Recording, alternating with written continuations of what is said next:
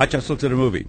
Art School Confidential is a funny little film about how the pretentiousness of the fine arts world begins in art school long before the wannabe and already be successful artists reach the cutthroat backstabbing world of showings, galleries, reviews, and sales. And that is funny odd, not funny ha-ha, although it does contain laughs because it's basically a satire. After all, the protagonist, Jerome Platz, was a nerdy little kid who was always drawing and getting beaten up by the school bullies, and he attends Strathmore Art College in New York City mostly because of his fascination with the looks of one of the models in the brochure. Jerome wants to be the greatest artist of the 21st century, and his hero is Pablo Picasso, but his drawings look nothing at all like any of the artwork that Picasso was famous for. But again, Jerome is mostly interested in girls.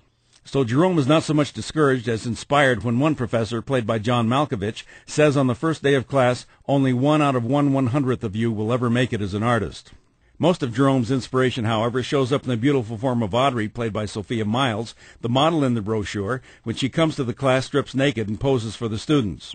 But don't think this is just an impossible dream of a romance story between an artist and his model. Oh no, like all good art, the story has many more layers than that.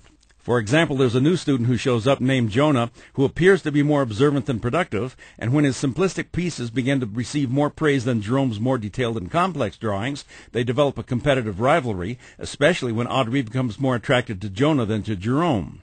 And there is also a series of unsolved murders in the neighborhood by a killer called the Strathmore Strangler, which causes the audience to think more about the immediate puzzle of whodunit than about the time-honored question of what is art. Art School Confidential is a simplistic satire that suggests that art appreciation is perception in a mirror while standing on your head with the blood rushing to it, and it definitely has an ending you don't expect. I'm Dan Culberson, and this is Hot Shots.